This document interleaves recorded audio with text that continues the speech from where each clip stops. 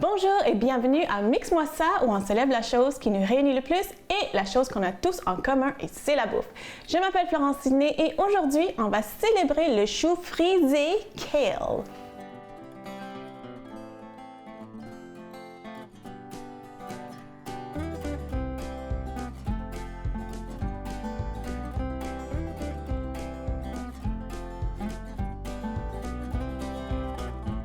Donc, devant moi, j'ai un beau bol de kale.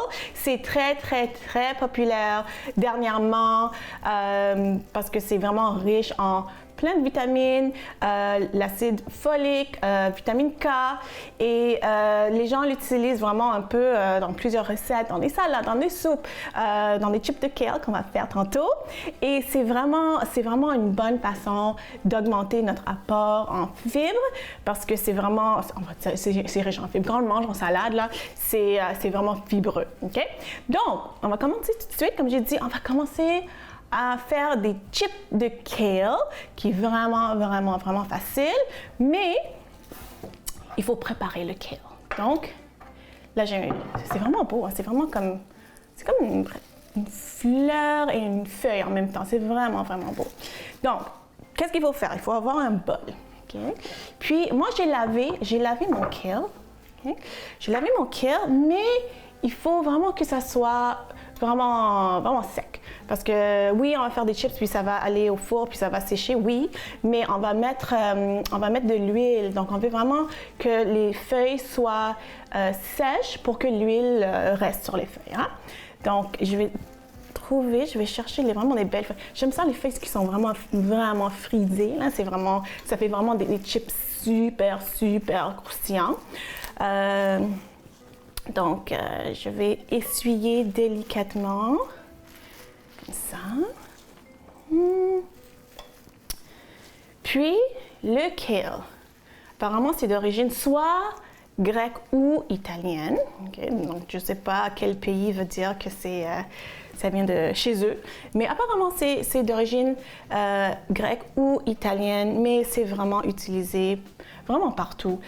C'est devenu de plus en plus populaire, comme je dis, en Amérique du Nord. On voit ça sur les pizzas, on voit ça dans des smoothies en plus, qui est pas pire. Honnêtement, je dois vous dire que manger du kale cru, c'est pas mon affaire. Moi, je trouve ça un petit peu comme, vu que c'est très fibreux, je trouve ça un peu comme manger du gazon. Hein? Mais moi, j'aime ça cuit. Chacun son truc, hein? Chacun son truc. Puis, moi, j'aime ça quand c'est cuit. Donc, ça, c'est assez pour l'instant parce que je fais une petite portion. Donc, qu'est-ce qu'il faut faire quand on fait des chips de kale? On va pas utiliser la tige parce que la tige est vraiment dure. Puis, ça fait pas de chips. Donc, c'est vraiment les feuilles. Donc, je vais les enlever comme ça. Puis, les tiges, je donne ça à mes cochons d'Inde. Hein? Parce que mes cochons d'Inde ont besoin de fibres aussi, hein, puis de nutrition. Donc, je donne ça à mes cochons d'Inde. Donc, je les enlève comme ça. Voilà.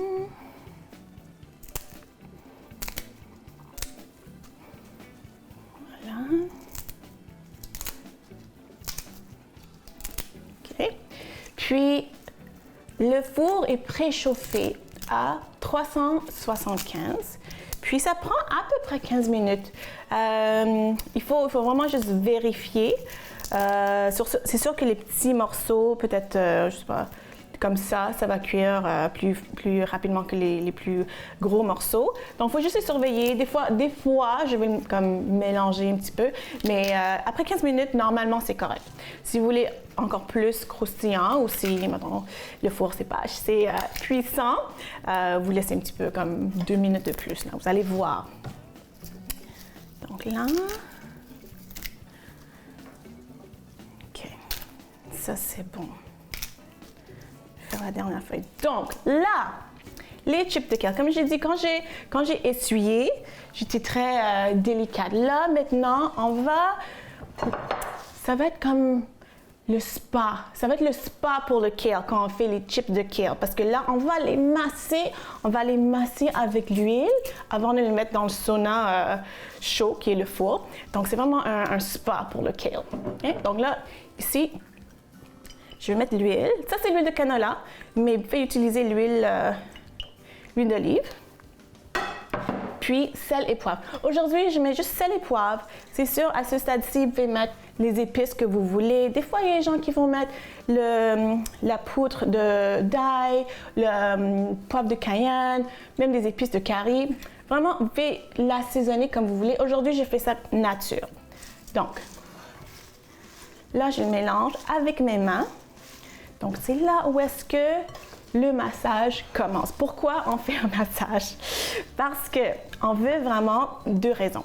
On veut vraiment que l'huile, les assaisonnements, comme soient vraiment partout sur la feuille. Puis, vu que c'est vraiment, il y a beaucoup de petites trous et de crevasses, on peut dire, on veut vraiment que ça rentre. Hein? On veut vraiment que ça rentre dans chaque petite crevasse de la feuille. Et l'autre chose, c'est vraiment pour comme l'attendrir un petit peu, la feuille. Okay? Donc, je fais ça, puis là, ça c'est un massage, c'est le spa, là. Donc là, comme ça, c'est bon. Okay? OK, ça, c'est pas pire. Là, qu'est-ce que j'ai sur ma plaque à biscuits? Moi, j'ai les petits tapis en silicone. Je vais toujours mettre du papier parchemin, mais moi, je mets le petit truc en silicone. Ça marche super bien. Puis en plus, on peut réutiliser, on peut laver. Donc là, je mets ça sur ma plaque. Puis on va vraiment comme donner beaucoup d'espace parce qu'on veut vraiment que tous les petits coins, les petites crevasses soient comme cuits, hein, soient comme grillés au four. Hein. Là, on va le mettre, là, ils ont eu leur petit massage d'huile. Donc, on va le mettre dans le sauna chaud, le sauna sec. Hein. Puis, ça va passer 15 minutes là. Puis, ça va sortir vraiment délicieux et heureux. Donc là, OK. Donc, maintenant, ma plaque est prête. Ça, je vais mettre ça au four, 375, à peu près 15 minutes. Puis, après, ça va sortir délicieux. Revenez tout de suite après la pause. On va continuer à faire une autre belle recette avec le chou frisé kale. À tout de suite.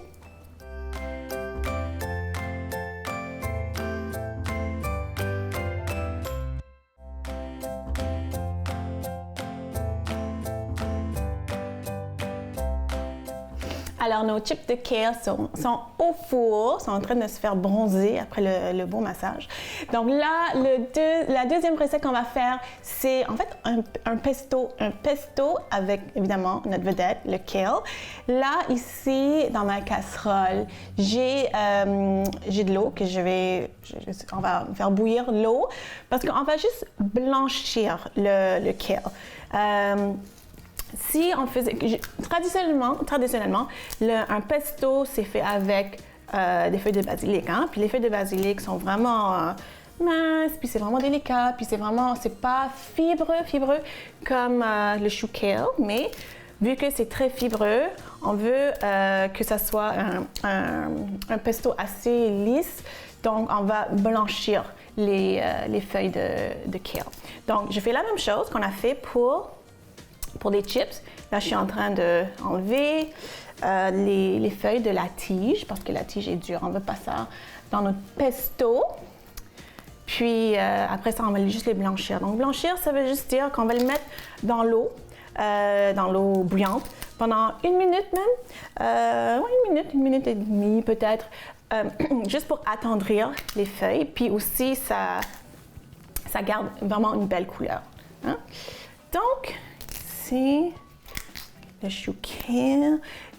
Le chou kale, des fois, ça dépend des personnes, c'est comme soit on l'aime, soit on l'aime pas. Hein? Mais j'ai l'impression que si vous essayez les chips d'abord, là, parce que qui n'aime pas les chips? Qui n'aime pas les chips? Hein? Si vous essayez les chips d'abord à la maison, ça va être gagnant. Après ça, le pesto.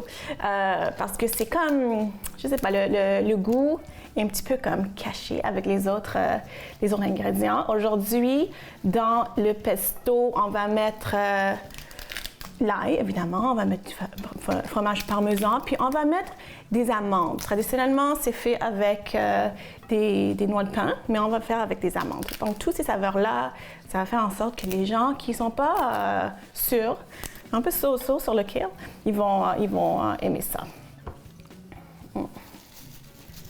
Puis personnellement, moi j'aime ça quand c'est cuit, comme j'ai dit au début, j'aime pas ça.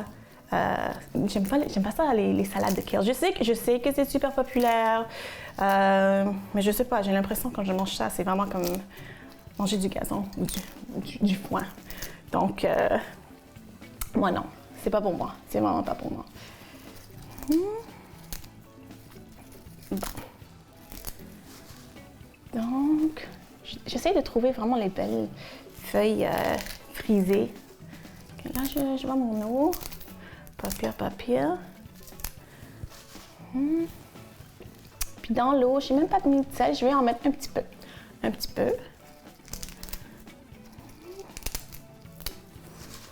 Quoi d'autre ici? Je veux vraiment les meilleures feuilles. Ah, regardez-moi ça, c'est beau, hein? Puis apparemment, le kale, ça pousse dans plusieurs types de sols, puis dans des températures variées. Moi, je n'ai jamais fait pousser du kale dans mon jardin. Peut-être que je devrais essayer, mais apparemment, c'est très facile à cultiver. À garder en tête. Bon, OK. Je regarde mon eau. Aujourd'hui, les pâtes, parce que évidemment, on va mettre le pesto sur des pâtes.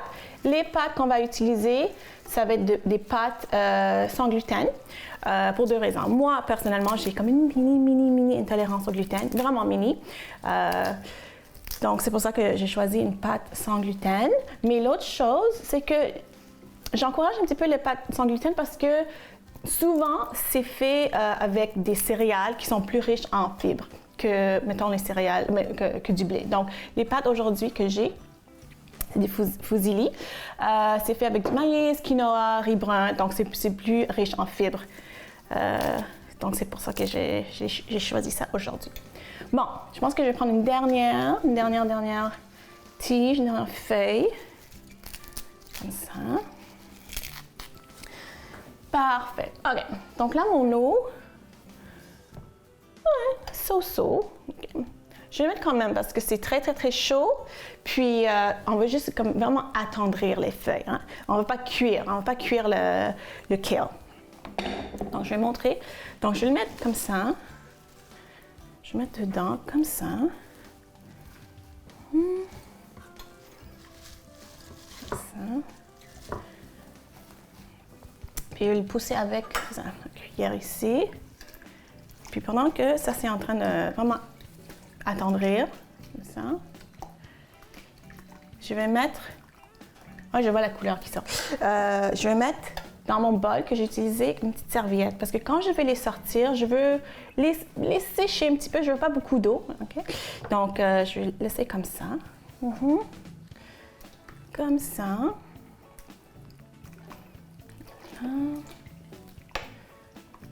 Bon, vraiment comme quelques secondes. Puis on voit déjà, même si l'eau n'est pas exactement à l'ébullition, on voit que la couleur est plus vive. La couleur est vert et c'est beaucoup plus prononcé. Hein? Donc là... Okay, quelques secondes de plus. Puis là, je vais les sortir.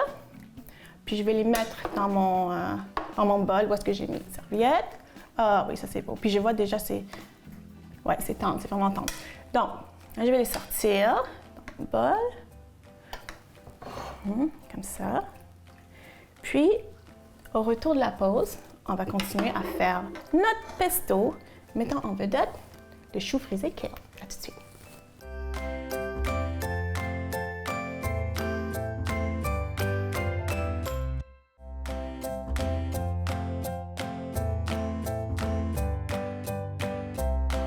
Alors, devant moi, j'ai plein de choses.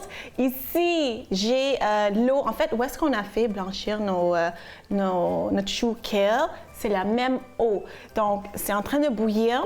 Puis, on va mettre nos pâtes. Puis, pourquoi on va utiliser la même eau? C'est parce que, en fait, quand on fait bouillir des légumes, n'importe quel légume, en fait, il y a beaucoup de nutriments, des vitamines qui vont aller dans l'eau. Surtout les vitamines qui sont hydrosoluble, donc ça veut dire que, en tout cas, ça va dans l'eau. C'est soluble dans l'eau. Donc, au moins, on va cuire les pâtes dans l'eau où est-ce qu'il y a des vitamines, des choses comme ça, puis ça va être absorbé un petit peu par les pâtes. Donc, là, je vais mettre les pâtes. Mes pâtes sans gluten. Ça. Et un peu de sel. Un peu de sel. Un petit peu plus. OK. Donc, je vais juste mélanger un petit peu. Fermer. Ça prend à peu près, pour ces pâtes-là, sans gluten, ça prend à peu près 5-6 minutes. OK, je vais laisser ça comme ça. OK. Dans mon bol, c'est le chou, comme je dis, que j'avais juste de faire blanchir dans l'eau. Puis c'était dans une serviette, juste vraiment pour enlever l'excédent d'eau, parce qu'on ne veut pas beaucoup d'eau dans notre pesto. Oui, donc ça, je vais enlever la serviette, comme ça.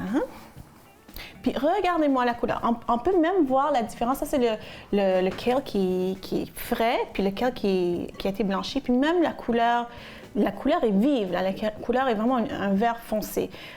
Donc, c'est ça que ça fait quand on fait blanchir les légumes. Donc, ça, je vais mettre tout de suite dans le blender. Comme ça.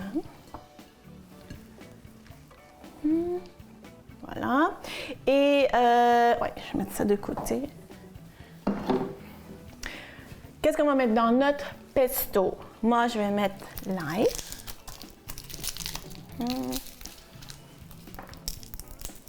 4 gousses d'ail. 4 gousses d'ail.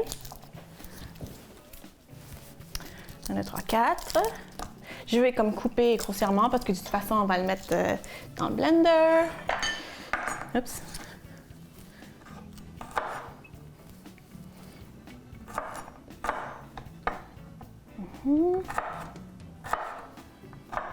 OK. Donc, 4 gousses d'ail dans le blender avec le kale. Après ça, qu'est-ce que je vais mettre d'autre? Oui, fromage parmesan. Puis en fait, ça, c'était un brick de parmesan que j'ai acheté. Puis j'ai juste mis ça dans un robot, puis ça donne ça. Puis un petit secret, c'est que j'ai mélangé, j'ai fait comme... dans le robot, j'ai mis comme une cuillerée à soupe de fécule de maïs. Comme ça colle pas. Donc ça, c'est mon secret. Hein? Donc là, ici, je vais mettre tout à l'œil. Hein? Tout à l'œil. Puis après, ça, on va goûter. Donc tout à l'œil. Ouais, pas pire. Puis ça va donner notre goût salé, parce que c'est très salé. Un peu de poivre. Voilà, un peu beaucoup. J'aime ça le poivre.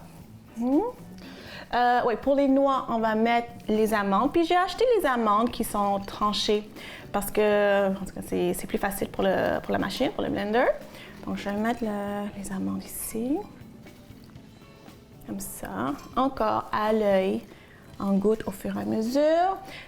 Moi, j'aime ça un peu d'acidité, vraiment pour que ça soit équilibré. On a le salé, on a comme l'amertume un petit peu du kale, on a le noix, le goût de noix, on a l'ail. Donc, vraiment, j'aime ça avoir un peu d'équilibre. J'aime ça mettre un peu d'acidité. Puis je pense qu'il y a des gens qui mettent souvent dans une recette traditionnelle de pesto, je pense qu'il y a du citron. Donc moi, je mets ça ici parce que je veux juste enlever les petits pépins. Comme ça. L'autre aussi. Ouais, mes pâtes, ils aiment ça dans le bain chaud. Voilà. Ça. Comme ça. Puis là, je vois, il y a beaucoup de pépins de citron. OK. Voilà. Toi aussi, viens ici. Il ne veut pas, hein? Dans la cuillère.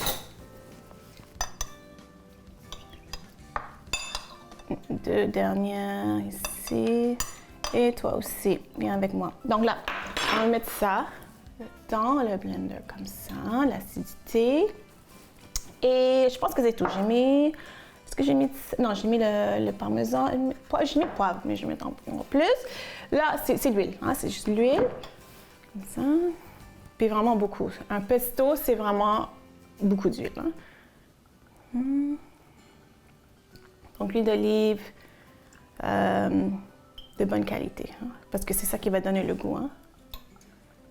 OK. OK. Donc, vous savez comment faire un pesto, là. Vous mettez tous les ingrédients que vous aimez. Vous mettez ça dans le blender, vous rendez ça en purée, lisse, vous goûtez au fur et à mesure. Okay. Au retour de la pause, on va combiner le pesto avec les pâtes et on va déguster. Donc, revenez. À tout de suite.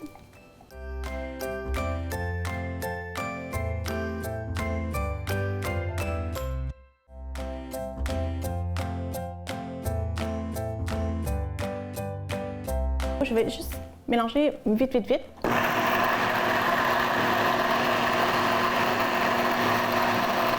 Puis ça, c'est vraiment la consistance que je veux. Je veux que ça soit assez épais. Hein? Donc, je vais verser directement sur les pâtes. Puis j'ai goûté au fur et à mesure. L'acidité est bonne, le sel. Le goût des amandes, l'ail. Donc, j'ai goûté, puis c'est très bon. Vous faites ce que vous aimez à la maison. Si vous aimez ça avec plus d'ail, vous mettez plus d'ail. Si vous aimez ça avec plus de fromage parmesan, allez-y, fort. Donc, moi, j'ai goûté, puis je trouve que c'est parfait. Je vais mélanger. Donc, je vais juste le mélanger ici. Mélanger comme il faut. Puis regardez-moi cette belle couleur. Peut-être je suis biaisée parce que vert, vraiment, c'est ma couleur préférée. Donc peut-être je suis biaisée, mais moi je trouve que c'est super beau. Mélanger comme ça. Je sens le citron, je sens le fromage parmesan, je sens l'ail. C'est vraiment, ça va être super bon. OK. Donc là, c'est assez, c'est bien. Puis j'aime utiliser les fusillis parce que ça rentre dans toutes les petites crevasses. Hein. J'aime ça. Les petits recoins des fusillis. OK, je vais me servir. Comme ça. Wouhou! J'ai hâte. Mais avant, je vais prendre mon chip de kale qui est croustillant. Oh! On entend ça là. Croustillant, c'est parfait. Juste c'est le poivre, mais faites mettre l'assaisonnement que vous voulez. Là maintenant, pesto. C'est vraiment parfait. C'est bon. Puis on goûte pas trop le kale, hein? On goûte les autres choses, le beau mariage. Donc j'espère que vous avez aimé ça. J'espère que vous avez appris quelque chose aujourd'hui sur le kale. Et j'espère surtout que vous allez faire ça à la maison. Si vous voulez me suivre sur les médias sociaux, allez voir laurenceni.com. On se voit la semaine prochaine. Bye!